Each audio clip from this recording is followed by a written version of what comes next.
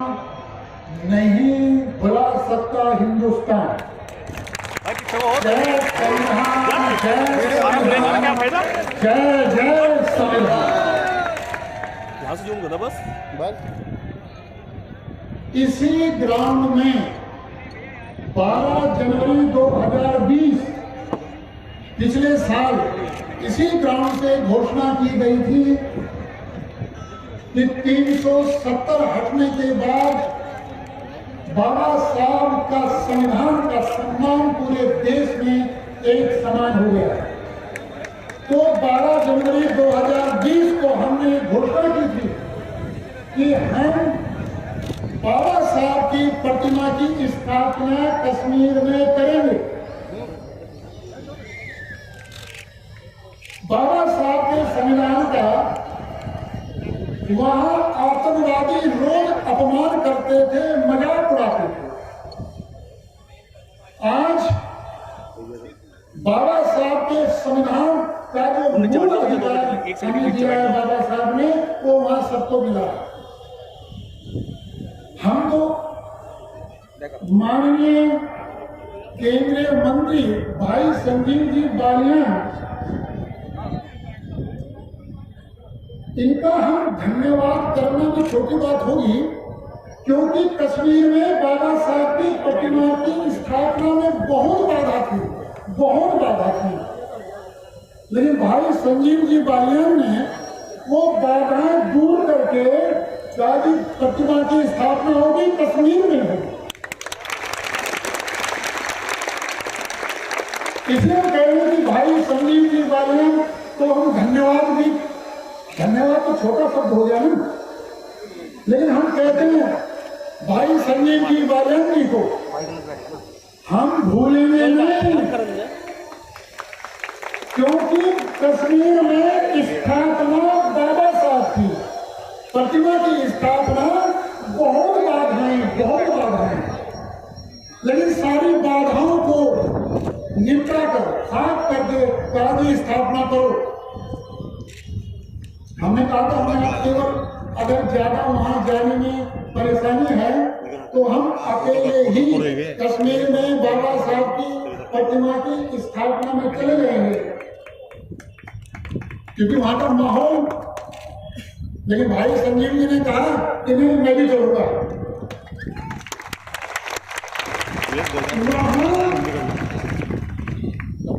आतंकवादियों में या जो पाकिस्तान के एजेंट जो वहां कुछ हैं, उन्होंने संविधान को इस तरह से उसका अपमान किया है। इतना अपमान देश में कहीं नहीं हुआ जितना वहां हुआ। इसलिए 12 जनवरी क्रांतिकारी सूर्य सेन जी के बलिदान दिवस पिछले साल ये हमने घोषणा की थी। तनवीर, तेरा सारा मोबाइल फ्रेम आ गया तो ये तू यहाँ नहीं आ रहा है। इतना जो उम्र क्या फायदा, जो वीडियो करते हैं।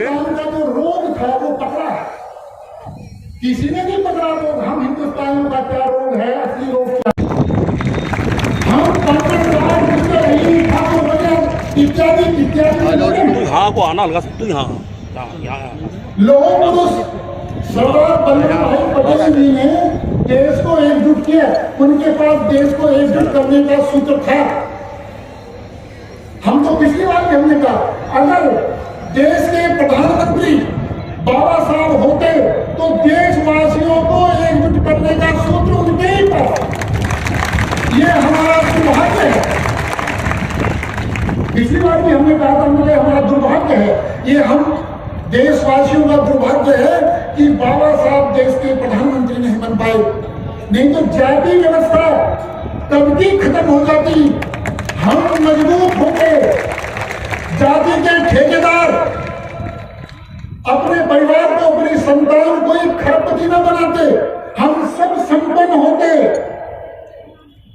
बाबा साहब को पता था कि जाति का जहर, जाति का नुकसान क्या है, कि जाति व्यवस्था से जातिवाद पैदा होता है और जातिवाद से जातिवादी राजनीति पैदा होती है और जातिवादी राजनीति से भ्रष्ट राजनीति पैदा होती है और भ्रष्ट राजनीति सारी समस्याओं की जड़। ये बाबा साहब को देश को एकजुट करने का सूत्र सरदार वल्लभ भाई पटेल जी को था, सूत्र उनके पास था, और देशवासियों को एकजुट करने का सूत्र केवल बाबा साहब के पास था। इसलिए कश्मीर हिंदुस्तान का मुकुट है, सिर है, तो सिर पर बाबा साहब की प्रतिमा की स्थापना होनी चाहिए। वे सिर होते हैं, वे सिर पर स्थापित होनी चाहिए हिंदुस्तान के। हम तो कहते हैं जब कश्मीर में बाबा साहब की प्रतिमा इस तरह स्थापित होगी तो आतंकवादी उनकी समझ में संदेश जाएगा कि ये हिंदुस्तान मेरे और मेरे बच्चों का है। हमें आश्चर्य है, हिंदुस्तान में हर जगह हमारे देश में बाबा साहब की प्रतिमा वही क्यों नहीं है? कारण क्या, क्यों नहीं हुआ? जातिवाद, ये जातिवाद का खतरा बाबा साहब ने हमारे सामने रखा। भाई जातिवाद ये खतरनाक है, इसमें समाज की भी उपेक्षा है, ओबीसी का शोषण है, एससी के अत्याचार है। ये अत्याचार, शोषण, उपेक्षा सब खत्म हो जाएगा अगर जाति व्यवस्था खत्म हो गई। हमसे कहते हैं, एक हमसे प्रश्न पूछ रहा था कि आप बाबा साहब की ही प्रतिमा क्यों बना रहे हैं कश्मीर में, और की क्यों नहीं लगा रहे, और किसके लगाना है?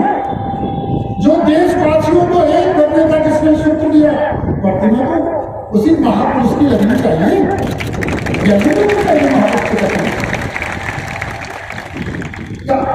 अब क्यों लगा रहे हो भाई? कोरोना था, महामारी थी, उसमें अनुमति नहीं थी।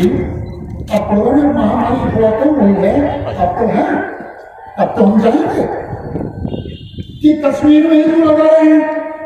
कश्मीर में इसलिए लगा रहे हैं, संविधान का अपमान आज तक कश्मीर में हो रहा था, वहां अधिकार नहीं मिल रहे थे, वहां जानकारी ले लेना। अब तो दुनिया छोटी हो गई है, नेट के माध्यम से जानकारी ले लेना। क्या सबको वहां अधिकार था? बाबा साहब जो चाहते थे सबको आदर, अधिकार, अवसर, कि सबको आदर मिले, अधिकार मिले, अवसर मिले, वहां था। इसलिए कश्मीर ही सबसे श्रेष्ठ जगह थी जहां बाबा साहब की प्रतिमा स्थापित हो। हम तो ये चाहते हैं, हम लोग चाहते हैं, घोषणा नहीं कर रहे, केवल हम चाहते हैं जैसे देश को एकजुट करने के लिए लोगों को वल्लभ भाई पटेल उनकी प्रतिमा गुजरात में बनी है, भव्य दिव्य, संसार में सबसे ऊंची, उतनी ही बाबा साहब की कश्मीर में बननी चाहिए। क्योंकि एक ने देश को एकजुट किया और एक ने देशवासियों को, दोनों जरूरी है, एक ने देशवासियों को एकजुट किया। नहीं तो जाति व्यवस्था के विषय में अब तक किसने बताया कि कभी हमारी क्या है?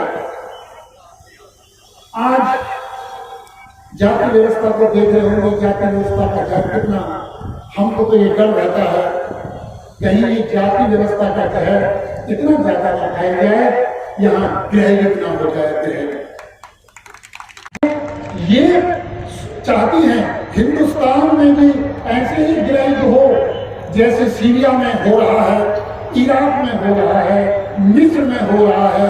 जाति का जहर वहां फैलाया आज युद्ध है, गृह युद्ध है। अगर जाति का प्रभाव इसी तरह बढ़ता गया तो हमारे देश में गृह युद्ध होने की आशंका हमको है, कहीं हमारे देश में भी गृह युद्ध न हो। ऐसी हालत हम सबके लिए, हमारे बच्चों के लिए और हमारे देश के लिए खतरनाक होगी। इसलिए हम लोग 20 साल से कोशिश कर रहे हैं, 20 साल से लगभग, पहले शुक्रताल से हम प्रयास कर रहे थे जाति व्यवस्था का नाश हो। बाबा साहब के 3 सूत्रों में हमारे गुरु को ने कहा, बाबा साहब के 3 सूत्रों को एकदम याद मत करना, पहले सूत्र को समझना, जब पहला सूत्र समझ में आ जाए फिर दूसरे सूत्र को समझना, फिर तीसरे सूत्र को समझना। तो पहला सूत्र क्या है बाबा साहब का? शिक्षित बनो। शिक्षित का मतलब ये नहीं है हम केवल डिग्री ले रहे, हम MA, BA, BSc, MSc कर रहे, इतना ही मतलब शिक्षित होने का नहीं है। शिक्षित का मतलब है जागरूक, देश के प्रति जागरूक, संसार के प्रति जागरूक। क्या हो रहा है संसार में, जागो, क्या हो रहा है? जो पुरुष जागरूक हो गया वो ही संगठित होगा, बिना जागरूक हुए संगठित नहीं हुआ जा सकता। और जो संगठित हो गया वो ही संघर्ष करेगा, जो संगठित नहीं है वो संघर्ष नहीं कर सकता, वो कभी संघर्ष कर ही नहीं सकता।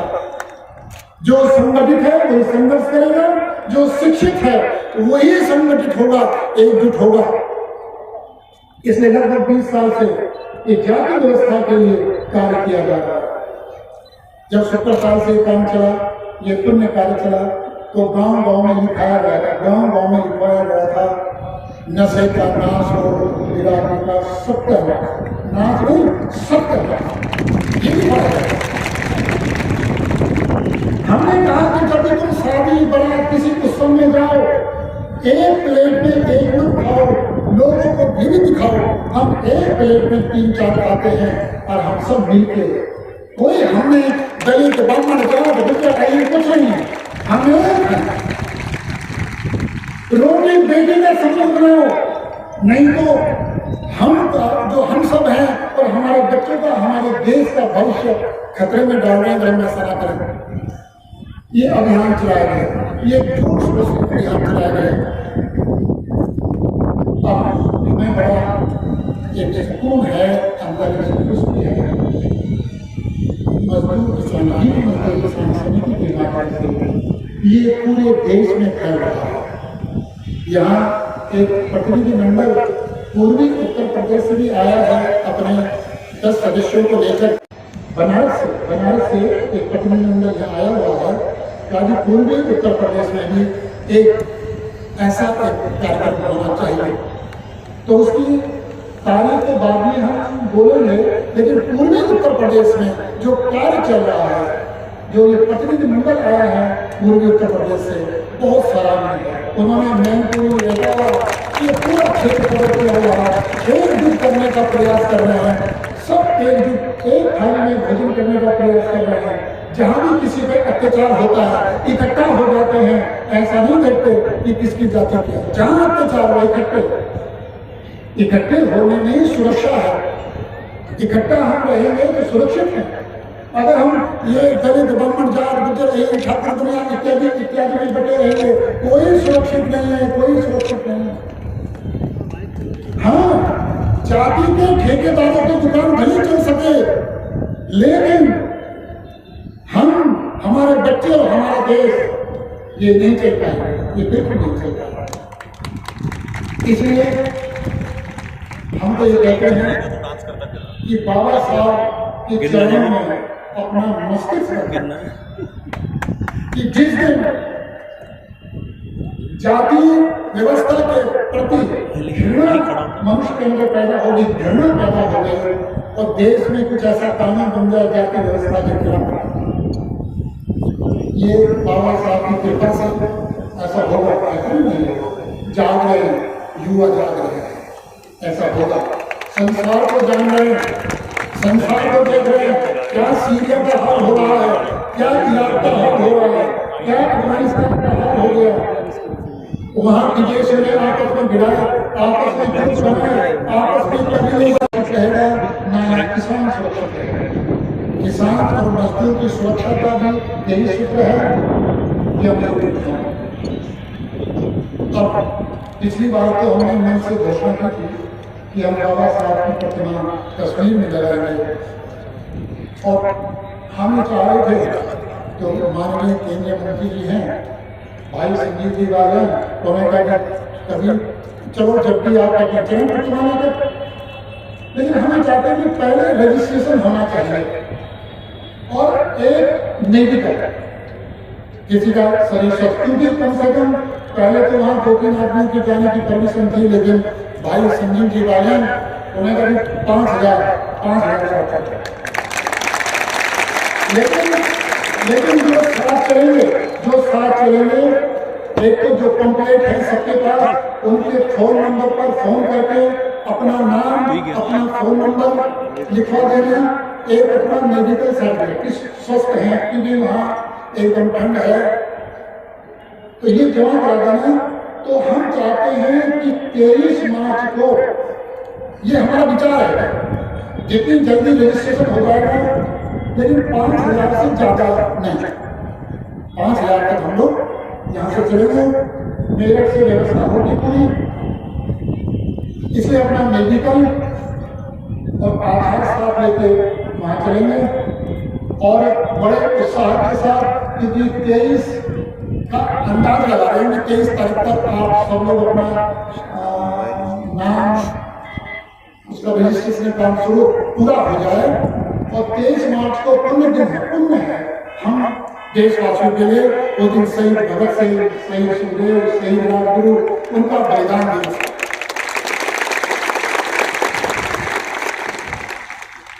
उन महापुरुषों के बलिदान दिवस पर महापुरुष की प्रतिमा की स्थापना तस्वीर, इसलिए जनरेशन ऐसे तो हमारे पास ये जगह क्षेत्र से आया था कि 11,000 कर लो, कम से कम 11,000 लोग वहाँ चले, लेकिन 11,000 के लिए 5,000 लोग हमारे साथ चलेंगे। वहाँ बाबा साहब की भव्य दिव्य तरीके से वहाँ प्रतिमा की स्थापना करेंगे और फिर कश्मीर से आने के बाद फिर हम घोषणा कर रहे हैं कि पिछले साल हमने और घोषणा की थी, एक घोषणा ये की थी कि हम विनती करेंगे प्रधानमंत्री जी से कि मजदूर किसान की हालत, आर्थिक हालत मजबूत हो, इसके लिए शिक्षा एक समान और फ्री हो। समान का मतलब क्या है? गरीब के बच्चे को भी वही शिक्षा मिले, उसी तरह की शिक्षा मिले जो अमीर के बच्चे को मिलती है। ऐसा ना हो कहीं यूपी बोर्ड, कहीं सीबीएसई बोर्ड, कहीं आईसीएसई बोर्ड, अलग अलग बोर्ड है, एक बोर्ड हो जाए, एक बोर्ड। इसके लिए जिसे मजदूर किसान माना, हमारा गन्ने का रेट 10 रुपए बढ़ गया, महंगाई 100 रुपए बढ़ गई, तो क्या होगा? क्या कहने से क्या? अगर हमारे बच्चे को पढ़ाई एक समय में फ्री मिल रही है तो ये ज्यादा लाभकारी है। पढ़ना चाहिए, ये भी पढ़ना चाहिए, ऐसा नहीं, लेकिन वो पता नहीं चलता। एक तो काम ये रहेगा बाबा साहब की प्रतिमा की स्थापना के बाद। दूसरा, जनसंख्या नियंत्रण पर कठोर कानून। अगर गन्ने पर 10 रुपए बढ़ गए, महंगाई बढ़ेगी 100 रुपए। क्यों? जनसंख्या विस्फोट हो रहा है। गन्ने पर बढ़ेगी 20 रुपए, तो जनसंख्या विस्फोट ऐसा होगा 200 रुपए महंगाई बढ़ जाएगी। कहाँ बैठेगा बैलेंस? एक तो पढ़ाई एक समान और फ्री, दूसरा जनसंख्या पर कठोर कानून, जनसंख्या नियंत्रण पर कठोर कानून, इन दो पर हम कार्य करेंगे। यहीं से जहां से बाबा साहब की प्रतिमा का जलाभिषेक होगा, तमिलनाडु, मणिपुर, गुजरात और कश्मीर के जल से बाबा साहब का अभिषेक होगा, तो मुजफ्फरनगर से ही साइकिल पर 1 लाख महिला पुरुष दिल्ली की तरफ चलेंगे। इन दो का महान, इन दो मार्ग के लिए यहाँ से हमारे के लिए बड़ी परिपक्वता है। आज तक किसी ने क्यों नहीं सोचा कि कश्मीर में बाबा साहब की प्रतिमा की स्थापना? क्यों नहीं सोचा? क्यों नहीं हिम्मत करी? नहीं कर पाई हिम्मत। ये बाबा साहब की कृपा है। सोच पैदा हुई, हिम्मत हुई, जो बाधा थी वो भाई सिंह बालियान है, हम पूरी तरह से इसलिए अगले जो अगली योजना है उसके लिए भी तैयार है, उसके लिए तैयार है। अगर मजदूर किसान की हालत, क्योंकि मजदूर किसान ही देश में सबसे ज्यादा है, मजदूर किसान की हालत आर्थिक, शारीरिक, मानसिक, ये तीनों हालत अगर मजबूत करनी है तो 2 जरूर लागू होने चाहिए। एक तो शिक्षा, एक समान, और फिर चाहे वो MBBS कर रहा हो, चाहे टेक्निकल शिक्षा हो, चाहे मेडिकल शिक्षा हो, उसके लिए एक समान हो, या पहली क्लास की शिक्षा हो या दूसरी क्लास की शिक्षा हो। अभी तक क्या होता है, बोर्ड अलग अलग है, CBSE बोर्ड अलग है।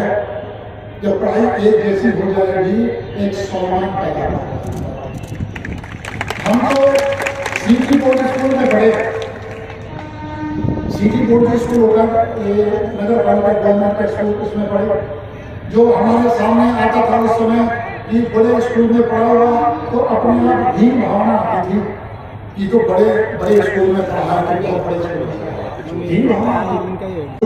ये हमारा अनुभव है, क्यों करना होगा? अगर पढ़ाई एक जैसी हो गई तो सम्मान पैदा होगा, गरीब अमीर का भेद मिटेगा।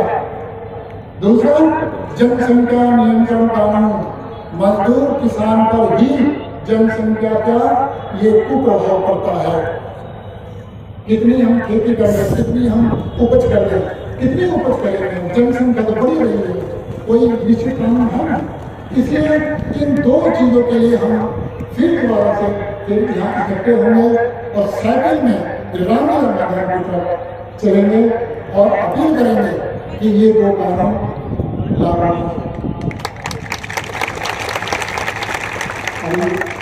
हम लोग कहेंगे